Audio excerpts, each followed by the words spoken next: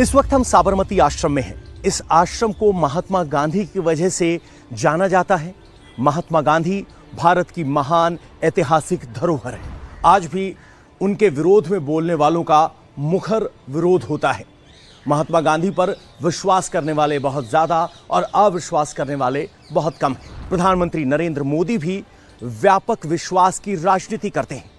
नरेंद्र मोदी चाहते हैं कि लोग उन पर विश्वास करें और विरोधी तक उनकी बातों पर शंका न करें। मोदी के समर्थक उन पर अटूट विश्वास करते हैं।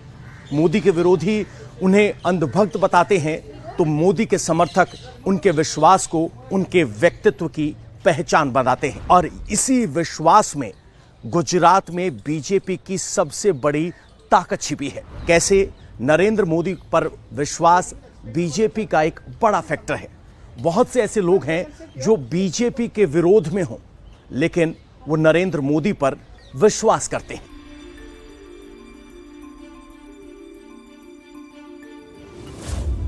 आंदोलन हुआ जो 85 में हुआ था, वैसे आंदोलन 2015-16 में हुआ, तो उसकी सिचुएशन तो वही थी कि पूरा समाज नाराज था। लेकिन नाराजगी में फ़र्क उतना था कि अल्टीमेटली पूरे समाज को इतना तो ट्रस्ट था कि मोदी साहब सेंट्रल में तो होना ही चाहिए। गुजरात में प्रॉब्लम है तो गुजरात में प्रॉब्लम है तो रिजर्वेशन पॉलिसी से प्रॉब्लम है, सरकार के जो भी चीफ मिनिस्टर है उनसे प्रॉब्लम है, और उसी हिसाब से सब पूरा माहौल चलता रहा। लेकिन मोदी जी के प्रति जो एक रिस्पेक्ट था वो रिस्पेक्ट बना रहा। और उसके बाद जो इलेक्शन सेंट्रल का आया तो उसमें हमने ये जो पूरा विश्व उमिया धाम है उसका महाभूमि पूजन मोदी साहब के हाथों ही होना चाहिए, ऐसा एक हमने डिसाइड किया। और उस सिचुएशन हमने उनको यहाँ पर बुलाया और उसी हिसाब से पूरा समाज का जो रवैया था, जो रुख था, वो मोदी साहब के प्रति पूरा चेंज हो गया।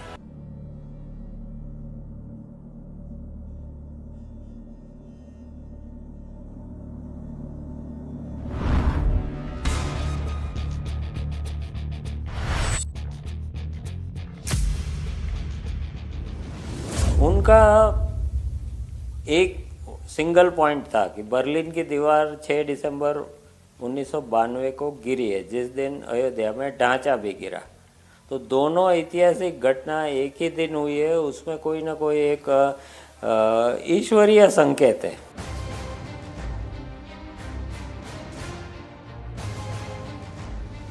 आगे जाकर this will be the turning points in the world history, ये एक उनका विजन था। उसके आधार पर भारत के लिए भारत में और भारतीयता हिंदुत्व के आधार पर विश्व में हम क्या दे सकते हैं, वो दूसरा डायमेंशन था जिसका इंटरेक्शन वहाँ किया। तो बेसिकली बर्लिन की दीवार गिरी हुई देखने जाना है, वहाँ लोगों से मिलना है। जो आम लोग हैं, ईस्ट एंड वेस्ट बर्लिन हुआ, अब एक दूसरे के साथ कैसे बिहेव करते हैं। और कल जाके भारत पाकिस्तान ये सीमा चली गई तो क्या इंटरेक्शन होगा, क्या रिएक्शन होगा, तो उसका एक फिलर लेने के लिए वहाँ 2-4-5 घंटा रहना है। उसको छोड़कर जो भी वर्ल्ड वॉर सेकंड विशेष रूप से उसके ऐतिहासिक स्थान है, बाकी साइट सीइंग स्पॉट्स नहीं देखना है।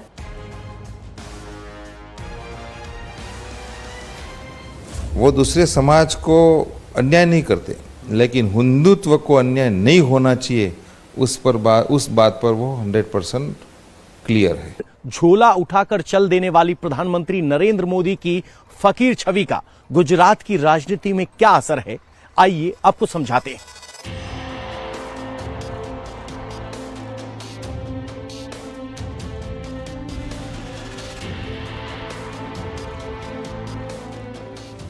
नगर पालिका का इलेक्शन, उसमें एक वार्ड के अंदर 1 नंबर का वार्ड था, उसमें एक रिजर्व सीट थी ओबीसी की। नरेंद्र भाई मोदी के सगा भाई, नाम है उसका प्रहलाद मोदी, वो खुद उनका बायोडेटा लेके मेरे घर पे आए। वो कार्यकर्ता तो थे नहीं, तो मैंने उनको बताया कि अमित भाई बात ऐसी है कि प्रहलाद भाई खुद आए थे, उन्होंने ये टिकट मांगी है। अमित भाई ने नरेंद्र भाई को बताया तो नरेंद्र भाई के जो शब्द थे आप सुनिए। उन्होंने बोला मेरा भाई है तो क्या हुआ, वो कार्यकर्ता तो नहीं है ना। मेरे कार्यकर्ता का भोग लेके किसी को टिकट देने का सोचना भी नहीं। मेरे कार्यकर्ता को अन्याय करके मेरा भाई को भी टिकट देने की कोई जरूरत नहीं है। मैं आपको बोलता हूं, उनको ना बोल देना, ये बनी हुई बात है। उनका सगा भाई, और उन्होंने वो ओबीसी सीट के ऊपर एक महिला को, रबारी, उनको टिकट दिलवाया था।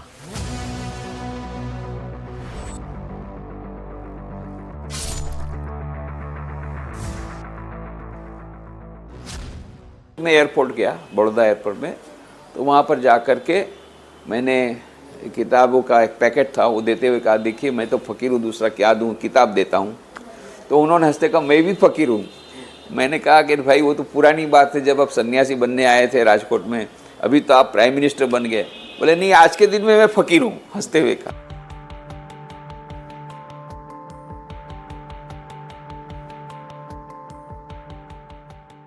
और 9 अप्रैल 2013 को सुबह 6 बजे मैं दक्षिणेश्वर मंदिर पहुंच गया और 6 से 8 के बीच में उनको मंदिर वगैरह दिखा दिया। और फिर 8 बजे वे आए बेलूर मठ, सुबह 8 बजे। तो फिर मैंने वहाँ उनको वेलकम किया। फिर पहले मंदिर दिखाया, मंदिर का दर्शन किया, म्यूज़ियम देखा। स्वामी विवेकानंद जिस कमरे में थे वहाँ वैसे सबको नहीं जाने दिया जाता, बाहर से दर्शन होते हैं, पर उन्होंने इच्छा प्रकट की कि वो अंदर जाना चाहेंगे, तो उनको अंदर जाने की विशेष परमिशन दी गई। फिर उन्होंने मुझे कहा कि मैं ज़रा अलग से बैठना चाहता हूँ, तो हम लोग बाहर निकल गए। वो 10 मिनट तक उन्होंने ध्यान किया। फिर उस समय बहुत प्रसन्न दिख रहे थे, ऐसा लगा कि मानो उनको आशीर्वाद मिल गया स्वामी विवेकानंद का।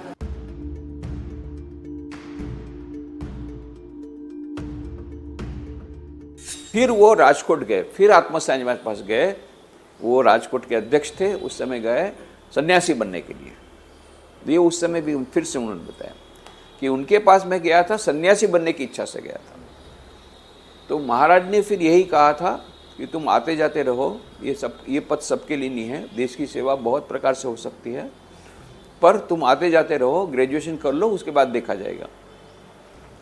तो फिर बाद में मुझे महाराज नरेंद्र मोदी जी ने बताया था कि मैं आश्रम में जाता था, राजकोट आश्रम में बीच बीच में रहता था, कभी 1 महीना 1.5 महीना भी रह गया हूँ और कई बार गया हूँ। तो उन्होंने ये कहा आत्मस्थान जी महाराज को, देखिए कल कुछ मैं होता हूँ तो उसकी फुल क्रेडिट आपको जाएगी, क्योंकि आपने मुझे रिजेक्ट किया।